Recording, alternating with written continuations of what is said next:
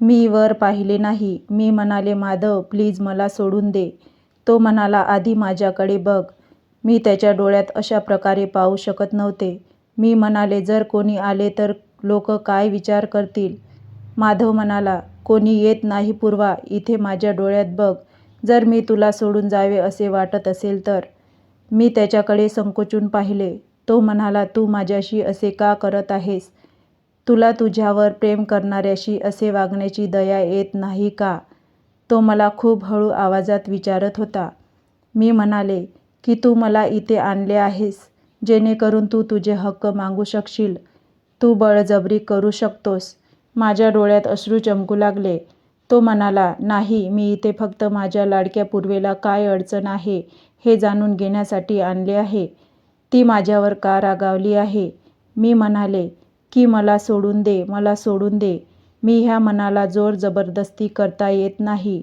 माधव, जर तू जबरदस्तीने माझ्या मनात राहिला असतास तर तू आतापर्यंत राहिला असतास.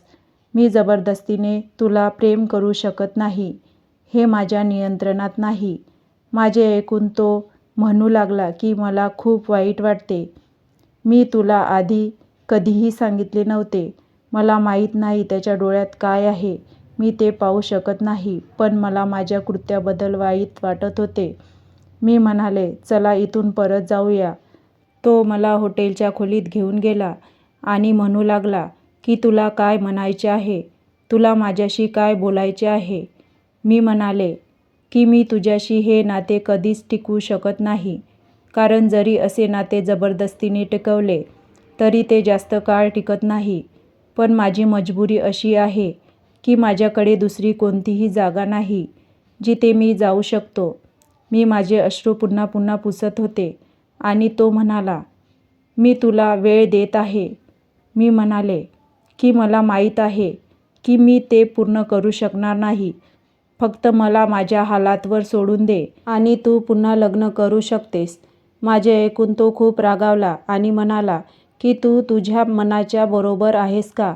मी पुन्हा लग्न का करावे? मी म्हणाले, कारण मी तुला माझ्याकडून जे काही हवे आहे ते देऊ शकत नाही. तो म्हणाला, की तुला काय झाले? तू अशी नव्हतीस. मी म्हणाले, की तू मला खोटे बोललास की तू दुसऱ्या कोणावर तरी प्रेम करतोस आणि तिच्याशी लग्न करू इच्छितोस. जर तू म्हणाला असतास की तुला माझ्याशी लग्न करायचे आहे तर मी नकार दिला नसता. माधव, जर तुझ्या मनात माझ्याबद्दल थोडेसेही प्रेम असेल तर तू पुन्हा लग्न करशील आणि तू मला जबरदस्ती करणार नाहीस. माझे ऐकून त्याने माझ्याकडे खूप रागाने पाहिले आणि म्हणाला, की मी पुन्हा लग्न करणार नाही आणि तू पुन्हा माझ्याकडे येऊ नकोस.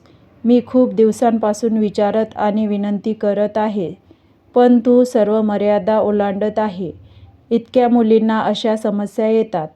त्या तडजोडीने त्यांचे वैवाहिक जीवन सुरू करतात. प्रत्येकाला अचानक नवऱ्यावर प्रेम होत नाही, पण हळूहळू ते नातं टिकवण्याचा प्रयत्न करतात आणि सगळं ठीक होतं. तुझ्यासारखं त्या त्यांच्या नवऱ्यांना पुन्हा लग्न करण्याचा सल्ला देत नाही. असं म्हणत तो सोफ्यावर जाऊन झोपला. मी कोणत्या अडचणीत आहे हे फक्त मलाच माहीत होतं. आज तो माझ्यावर प्रेम व्यक्त करत आहे. उद्या जेव्हा माझं वास्तव्य त्याला उघडं होईल तेव्हा तो मला सोडून दुसऱ्याशी लग्न करेल. पुरुष असंच असतात. मी रडत रडत झोपी गेले होते. सकाळी माधवच्या रडण्याचा आवाज ऐकून माझी नजर उघडली. त्याला काय झालं हे मला माहीत नाही. मी उठून सोफ्यावर गेले आणि तो झोपेत बडबडत होता. मी त्याच्या कपाळावर हात ठेवला आणि तो तापाने जळत होता. हे पाहून मी काळजीत पडले आणि पटकन त्याच्या कपाळावर पाण्याची पट्टी लावू लागले. माझ्यासोबत तापाचे औषध होते. मी हॉटेलच्या वेटरकडून नाश्ता मागवला आणि माधवला नाश्ता दिला. मी त्याला औषध आणून दिलं. मी त्याला बेडवर झोपायला सांगितलं. तो शांतपणे माझ्याकडे पाहत होता आणि म्हणाला, तुला माझी काळजी करण्याची काय गरज होती? मी स्वतःची काळजी घेईन. मी म्हणाले, तुला माहिती आहे का तू स्वतःची किती काळजी घेऊ शकतोस? मी 2 दिवस त्याची सेवा केली. कधी तो म्हणायचा, माझ्या डोक्याला मालिश कर. कधी तो म्हणायचा, माझा पाय दुखत आहे. मी उठून त्याच्या पायाला मालिश करायचो. त्याचा ताप आता कमी झाला होता. मी म्हणाले, माधव, तू आता ठीक आहेस का? तो म्हणाला, मी ठीक आहे ना. मला असा ताप येतोय, बाहेरून थंड दिसते पण आतमधून ताप असते. पूर्वा, माझे डोके दुखण्याने फुटत आहे. त्याच्या बोलण्याने मी अस्वस्थ झाले. मी म्हणाले, तू औषध घेतले आहेस का? मी त्याच्या शेजारी बसले आणि काही वेळ त्याच्या डोक्याला मालिश करत राहिले. मग तो झोपी गेला. पण मी त्याच्यावरून उठू लागताच तो उशी सोडून माझ्या मांडीवर डोके ठेवून झोपला होता. माझ्या मनाला धक्का बसला. पण तो कदाचित झोपला असेल. मी त्याला 2-3 वेळा हाक मारली, पण तो कदाचित गाढ झोपेत होता. मी रात्रभर बेडवर टेकून बसले होते आणि सकाळपर्यंत माझी पाठ कडक झाली होती. जेव्हा त्याने डोळे उघडले आणि मला बेडवर टेकलेले पाहिले, तेव्हा तो पटकन उठून बसला. माझेही डोळे उघडले. सॉरी पूर्वा, मी झोपलो होतो आणि तू मला उठवलेस हे मला कळले नाही. त्यावेळी माझे डोळे झोपेने भरले होते. मी म्हणाले, तू गाढ झोपेत होतास. आता जा आणि सोफ्यावर झोप. मला खूप झोप येत आहे. मी ब्लँकेट घेऊन झोपले आणि तो सोफ्यावर गेला. मी जागा झाले तेव्हा तो हॉटेलच्या खोलीत नव्हता. मी त्याच्यासाठी आणि माझ्यासाठी चहा मागवला, पण तो रात्री परतला नाही. मी विचार करत होती की तो कुठे गेला. तो रात्री 10 वाजता आला. मी म्हणाले, केशव, कुठे गेला होतास? तू आता ठीक आहेस ना? तू झोपली होतीस ना, म्हणूनच मला कंटाळा येत होता. म्हणून मी बाहेर गेलो आणि माझ्या कॉलेजमधील एका मैत्रिणीला भेटलो. मी तिच्याशी गप्पा मारत राहिलो. मला वेळ कळलीच नाही. मग तिने खिशातून एक गोड पदार्थ काढला आणि मला दिला आणि म्हणाली की हे खा. मग तो म्हणाला, माझ्या कॉलेजमधील ही मुलगी माझ्यावर वेडी होती. ती नेहमीच माझ्या मागे लागली होती. पण मला असा गैरसमज होता की तू मला प्रेम करतोस, म्हणूनच मी तिला कधीच उत्तर दिले नाही. पण मला कल्पना नव्हती की तिचे लग्न झाले नसेल. मला विश्वास बसत नव्हता की एखादी मुलगी माझ्यावर इतके प्रेम करू शकते. ती मला म्हणत होती की मला तुझ्या बायकोशी ओळख करून दे. मला पाहायचे आहे की ती कोण आहे. तिच्यासाठी तू माझा प्रस्ताव कधीच स्वीकारला नाहीस. मी तिला उद्या संध्याकाळी चहासाठी आमंत्रित केले आहे. तूही तिला भेटशील हे चांगले आहे. तो बराच वेळ वेदिकाबद्दल बोलत राहिला. मी म्हणाले, तू मला हे आधी कधीच सांगितले नव्हते. मला तिच्याबद्दल कधीच इतके महत्त्व नव्हते. पण आता मला जाणवत आहे की ज्याच्यावर आपण मनापासून प्रेम करतो त्याच्यावर प्रेम करणे खूप वेदनादायक असते. नंतर मला कळले की त्या माणसासाठी आपल्याला काहीच महत्त्व नाही. असे म्हणत तो माझ्याकडे खूप उत्सुकतेने पाहू लागला. मी त्याची नजर चोरून त्याने आणलेली रेवडी खाऊ लागली. तो म्हणाला की तो सगळं तुझ्यासाठी आणला नाहीये, मलाही दे. असं म्हणत तो माझ्यासोबत बसला आणि वेदिकाबद्दल बोलत राहिला. दुसऱ्या दिवशी दुपारी 3 वाजता आमच्या खोलीत एक अतिशय सुंदर मुलगी आली. माधवच्या कॉलेजची मैत्रीण. तिला पाहून मला थोडं आश्चर्य वाटलं, कारण ती माझ्यापेक्षा जास्त सुंदर, स्टायलिश होती. मला भेटल्यानंतर ती म्हणाली की मला तुला खरोखर पाहायचं आहे. तू खूप गोंडस आहे. मग माधव ज्याला प्रेम करतो ती व्यक्ती सामान्य असू शकत नाही. तिच्या डोळ्यात एक विचित्र दुःख होते. तिचे शब्दही खूप मृदू होते. माधव चहा आणि नाश्ता आणण्यासाठी बाहेर गेला होता. काही वेळाने तोही आला. ती माधवच्या कॉलेजमधील सर्वात जवळची मैत्रीण होती. ते दोघेही बराच वेळ त्याच्या कॉलेजबद्दल बोलत राहिले. मला त्यांच्यामध्ये बसलेल्या पाळीव प्राण्यासारखे वाटले. चहा घेतल्यानंतर ती निघताना तिने तिच्या पर्समधून एक बॉक्स काढला आणि तो मला देत म्हणाली की ही तुझ्यासाठी भेट आहे. माधवही तिला सोडण्यासाठी तिच्यासोबत गेला. तासाभरानंतर तो खोलीत आला. तेव्हा तो हसत होता आणि म्हणाला की या मुलीपासून सुटका मिळवणे कठीण आहे. तिच्या गप्पा कधीच संपत नाही. मी काहीही बोलले नाही आणि नीट चहाही पिला नाही. तो म्हणाला की आपण बाहेर जाऊन जेवू. जेवणाच्या दरम्यान तो फक्त तिच्याबद्दल बोलत राहिला. मला बरं वाटत नव्हतं. मी म्हणाली, तुम्ही इतर काही बोलू शकत नाही का? जेवताना त्याने त्याचा चमचा थांबवला आणि म्हणाला, मी आणखी काय बोलू? तुमची मैत्रीण तुम्हाला भेटल्यापासून तुम्ही फक्त तिच्याबद्दलच बोलता काहीही. तो म्हणाला, मग मी काय बोलू? तू मला प्रेमाबद्दल बोलू देत नाही. मग मी काय करू? हवामान पहा, खूप छान आहे. अशा हवामानात जर बायको माझ्यासोबत असेल तर माझे मन याबद्दल बोलू इच्छिते. मी त्याबद्दल बोलेन, पण तू माझ्यापासून दूर जाऊ इच्छिते. काळजी कुठे आहे तुला? मी काय करू? मग मी गप्प झाले. मी म्हणाले की आपण 8 दिवसांनी परत कधी जाऊ? मग तो म्हणाला, वेदिकाचे बोलणे तुला का ऐकायचे नाही?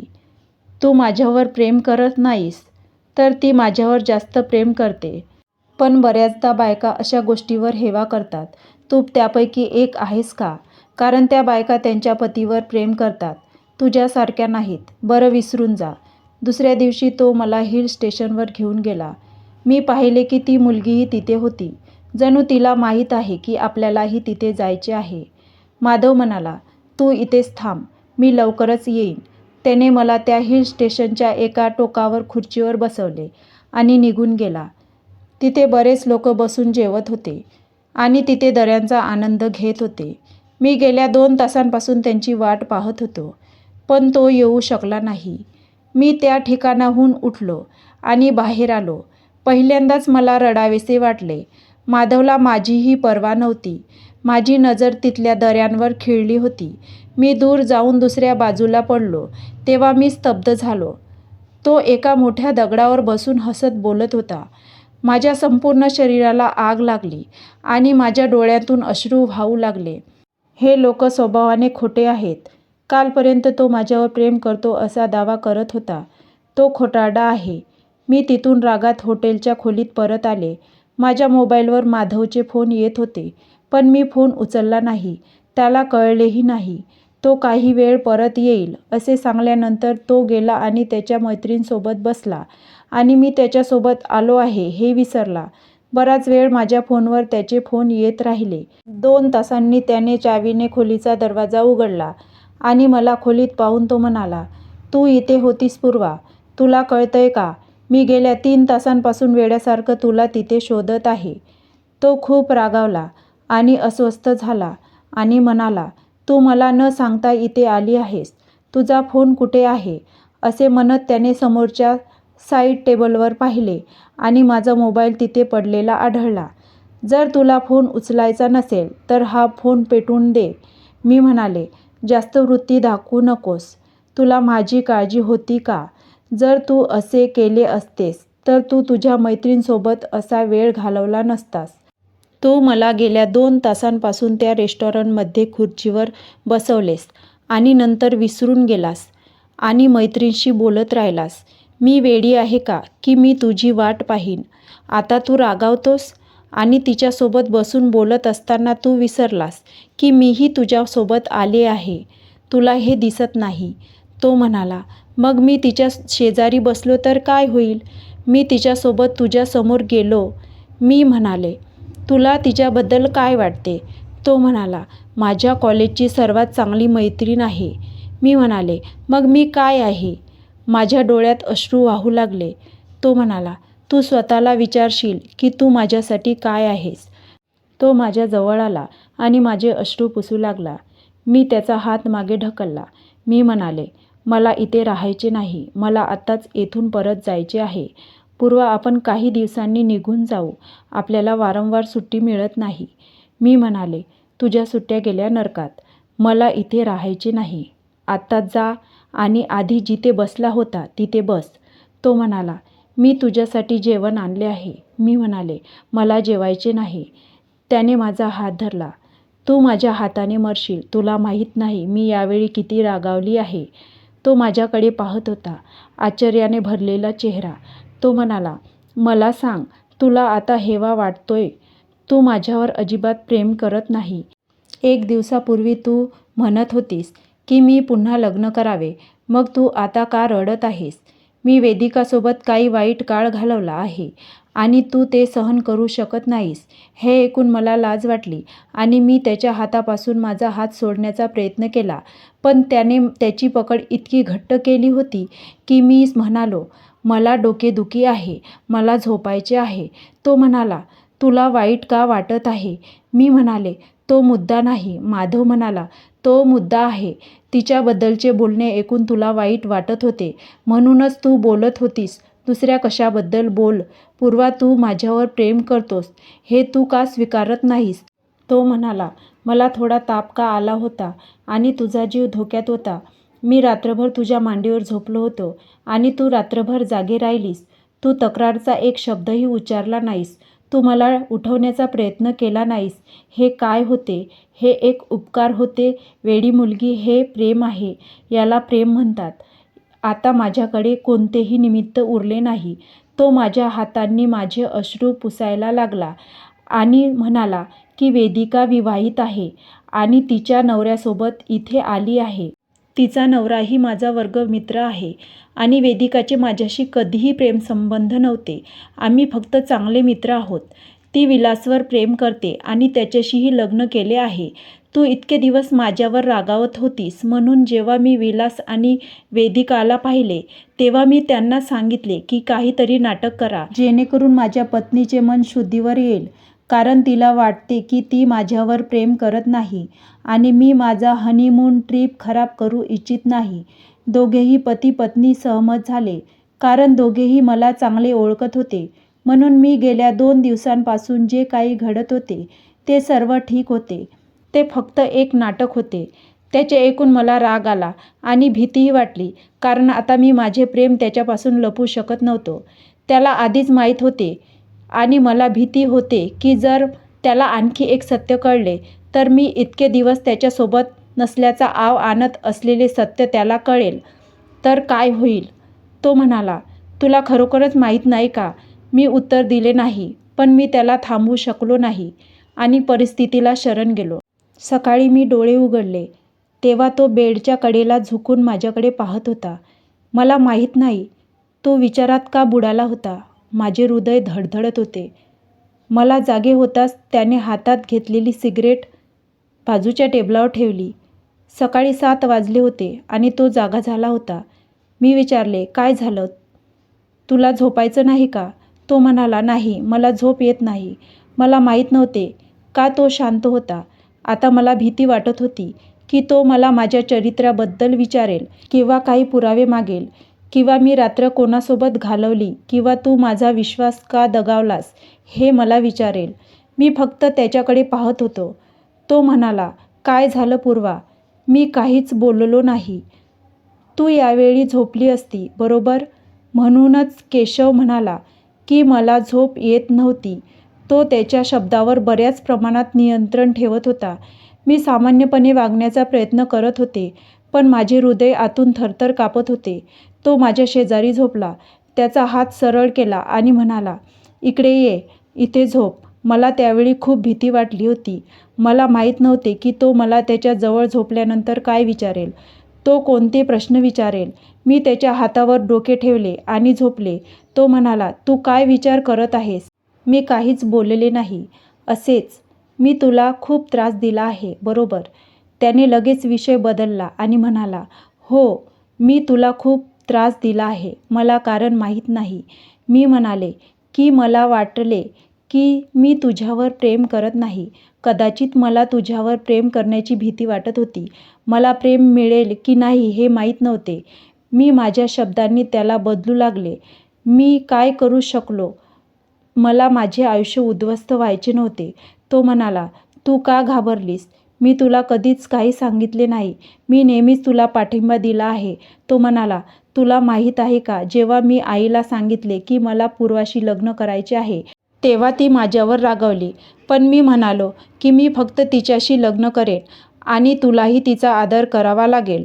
खूप समजावल्यानंतर माझ्या आईचा मूड सुधारला होता आणि तिचा तुझ्याबद्दलचा दृष्टिकोनही बदलला होता आणि लग्नापूर्वी ती तुझ्याशी फारशी चांगली वागली नाही. ती तुला फक्त अनोळखी मानत होती. मग बराच वेळ तो माझ्या डोक्याला हात लावत राहिला आणि त्याच्याबद्दल बोलत राहिला. पण मला कळले की त्यानंतर तो माझ्याजवळ आला नव्हता. दुसऱ्या दिवशी मी डोळे उघडले तेव्हा तो बेडवर नव्हता. मी पटकन उठून बसलो आणि पाहिले की तो खोलीच्या बाहेर गॅलरीत उभा आहे आणि सिगारेट ओढत आहे. त्याला सिगारेट व्यसन नव्हते. तो कधीकधी तणावात असताना धूम्रपान करायचा.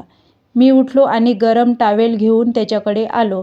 मी विचारले की तू इथे का उभा आहेस? माझे ऐकून तो आश्चर्यचकित झाला. जणू तो खोल विचारात आहे. त्याने काहीही सांगितले नाही. तो फक्त हवामान पाहत होता. छान आहे ना?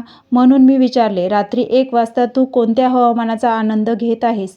मी जाऊन त्याच्याजवळ उभे राहिले. मग त्याने हात पुढे करून मला मिठी मारली आणि म्हणाला, मला झोप येत नव्हती. मी म्हणाले, माझ्या मांडीवर डोकं ठेवून झोप. तुला झोप येईल. तो हसायला लागला आणि म्हणाला, मी पुन्हा पुन्हा तुला त्रास देणार नाही. तू फक्त माझ्यासाठी रात्रभर जागे राहिलीस. मी म्हणालो, मी अजूनही जागे राहू शकतो. तो काही वेळ माझ्या चेहऱ्याकडे पाहत राहिला. नंतर डोळे खाली केले. हळूहळू त्याचे माझ्याशी वागणे पूर्वीसारखेच झाले. कदाचित तो मला प्रश्न विचारू शकत नव्हता.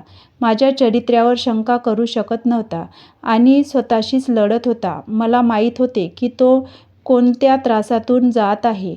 पण त्याला सत्य सांगण्याची हिंमत माझ्यात नव्हती. म्हणून मी शांतपणे घरी परतलो. घरी येताना माझ्या मनात अनेक वाईट विचार येत होते. मला भीती वाटत होती की दिनेश माझ्याबद्दल काहीतरी गैरसमज करेल. माझे आयुष्य उद्ध्वस्त करेल. आम्ही घरी पोहोचताच दिनेशची तीक्ष्ण नजर माझ्यावर होती. घरातले सगळे माझ्याशी छान बोलत होते. मी घरकामात मदत करू लागले. पण यावेळी माझे महत्त्व वेगळे होते. माझी सासू माझ्या नंदनला सांगत होती की तिने तिच्या वहिनीलाही आकर्षित करावे आणि घरातील कामात रस घ्यावा. एकदा मी माझ्या खोलीत होते. तेव्हा मला कोणीतरी माझ्या खोलीच्या दारावर येताना ऐकू आले. मी दार उघडले. तेव्हा दिनेश माझ्यासमोर उभा होता. त्यावेळी दुपारची वेळ होती आणि दुपारी आमच्या घरातील सर्व महिला आपापल्या खोल्यांमध्ये असायच्या. त्यावेळी त्याला माझ्या खोलीत पाहून मला भीती वाटली. तो पटकन माझ्या खोलीत आला आणि दार बंद केले. मग तो म्हणाला, माझे ऐक. मी म्हणालो की मला काहीही ऐकायचे नाही. येथून निघून जा. तो म्हणाला, बघ मी तुला उघड करू शकतो. तुझे काय होईल? मी म्हणालो की तू माझ्याबद्दल काही बोललास तर मीही गप्प बसणार नाही आणि मी आधीच माधवला सर्व काही सांगितले आहे. माझे ऐकून त्याचा चेहरा फिकट पडला. त्याच्यासाठी तू मला ब्लॅकमेल करत होतास तर जा आणि माधवला जे काही सांग. कारण त्याला सर्व काही माहीत आहे आणि त्याने माझे दुःख पाहिले आहे. तरीही त्याने मला स्वीकारले आहे. त्याने मला सोडले नाही. हे ऐकून तो घाबरला आणि पटकन माझ्या खोलीतून बाहेर पडला. मला माहीत होते की तो मला ब्लॅकमेल करणे नक्कीच थांबवेल नाही. जर मी कमकुवत झालो तर तो माझ्या इज्जतीशी खेळत राहील. मला माहीत होते की तो माधवला असे काहीही विचारणार नाही. म्हणूनच मी रडत देवाला प्रार्थना केली. माझ्यावर खूप अन्याय झाला आहे. जेव्हा मी रात्री झोपायचो तेव्हा मला झोप येत नव्हती. माधव देखील रात्री जागे राहायचा पण मला काहीही बोलत नव्हता. 12 वर्षापूर्वी माझ्यासोबत असा एक अपघात घडला ज्याने माझे जग बदलून टाकले. माधवचे वडील माझे वडील खूप चांगले मित्र होते. माझे वडील आणि माधवचे वडील एकत्र व्यवसाय करायचे. एके दिवशी माझ्या वडिलांच्या कारखान्यात एक मोठा अपघात झाला. आग लागली आणि माझी आई, माझा भाऊ, माझे वडील सर्वजण त्या कारखान्यात उपस्थित होते. माझी आई देखील एक सुरक्षित आणि चांगली महिला होती जी माझ्या वडिलांसोबत हातात हात घालून चालत असे. त्या दिवशी माझे वडील आणि भाऊ सर्वजण त्या कारखान्यात उपस्थित होते. त्या प्रचंड आगीने तिथे सर्वांना वेढले. जेव्हा मी ही बातमी ऐकली तेव्हा मी शुद्धीवर नव्हती. जेव्हा मी शुद्धीवर आले तेव्हा या बातमीला 15 दिवस झाले होते. मी माधवच्या कुटुंबातील सर्वांना ओळखत होते. त्या दिवशी रुग्णालयात माधवच्या मोठ्या वडिलांचा मुलगा दिनेश माझ्यासमोर उभा होता. जेव्हा मी शुद्धीवर आले तेव्हा माधवचे वडील आणि तिथे असलेले सर्व लोकांना मला शुद्धीवर आल्याचा आनंद झाला. ते सर्व बाहेर होते आणि डॉक्टरांशी बोलत होते.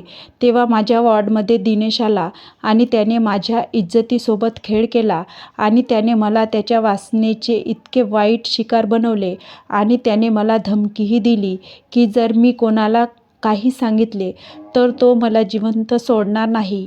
माझे जग आधीच लुटले गेले होते आणि आज माझ्याकडे असलेले आदरही लुटला गेला. मी कोणाला काय सांगू शकतो? सध्या मला रुग्णालयातून डिस्चार्ज देण्यात आला. मला माधवच्या घरी आणण्यात आले, जिथे माझे उपचार सुरू होते. दिनेश दररोज माझ्या इज्जतीशी खेळत राहिला, पण मी कोणालाही काही सांगू शकत नव्हतो, कारण माझ्या मागे कोणी नव्हते आणि माझ्यावर कोण विश्वास ठेवणार होते. जर मी ज्याच्या घरात राहत होते त्याला दोष दिला असता, तर मी कुठे गेलो असतो. मग अचानक 2 महिन्यांनी माधवच्या वडिलांनी घोषणा केली की तो पूर्वेचे लग्न त्याचा मुलगा माधवशी करेल आणि ते नाते मजबूत करेल. माधवलाही यावर काहीच अपेक्षा नव्हती, कारण माधव आणि मी खूप चांगले मित्र होतो आणि मलाही तो आवडला आणि कदाचित त्यालाही मी आवडले आणि अशा प्रकारे आमचे लग्न झाले. पण मी माधवच्या लायक नव्हते. मी माधवला कसे सांगू म्हणून मी नेहमीच त्याच्यापासून दूर राहिले. पण मला हे माहीत नव्हते, माधव दिनेश माझ्या खोलीतून बाहेर येताना अनेक वेळा पाहत होता. पण माधव माझ्याकडून जाणून घेण्याचा प्रयत्न करत नव्हता. तो मनात विचार करत होता की दिनेश माझ्या खोलीत का येतो. पण माधवने मला हे थेट विचारले नाही. म्हणून त्याने मधुचंद्राचे निमित्त केले आणि त्या रात्री जेव्हा माधव आणि मी एक शरीर आणि एक आत्मा बनत होतो, तेव्हा माधवला सर्व काही कळले आणि त्या दिवसापासून माधव दिनेशवर लक्ष ठेवू लागला आणि त्याला रंगेहात पकडले आणि त्याला सर्व काही कबूल करायला लावल्यानंतरही त्याने त्याच्या भावाच्या पत्नीवर वाईट नजर ठेवली आणि तिला उद्ध्वस्त केले. माधवने दिनेशला पोलिसांच्या स्वाधीन केले. मी तुम्हा सर्वांना विचारतो, अशा परिस्थितीत मी काय करायला हवे होते. माधवने माझ्यावर आंधळेपणाने विश्वास ठेवला, म्हणूनच त्याने मला स्वीकारले आणि त्याच्या भावाला तुरुंगात पाठवले. जर माधवने माझ्यावर विश्वास ठेवला नसता, तर मी स्वतःला कसे खरे सिद्ध केले असते. मला कमेंटमध्ये लिहा आणि तुमचे विचार देखील शेअर करा. तुम्ही माझ्या जागी असता तर तुम्ही काय केले असते. जर तुम्हाला आजची कहाणी आवडली असेल तर व्हिडिओ लाईक करा आणि तुमच्या मित्रांसोबत शेअर करा. हो, जर तुम्ही अजून माझ्या चॅनलला सबस्क्राईब केले नसेल तर सबस्क्राईब करा. उद्या आपण आणखी एका मनोरंजक कथेसह भेटू. माझ्यावर नेहमी तुमचे प्रेम आणि आपुलकीचा वर्षाव करा. सर्वांना माझे प्रेमळ नमस्कार मित्रांनो.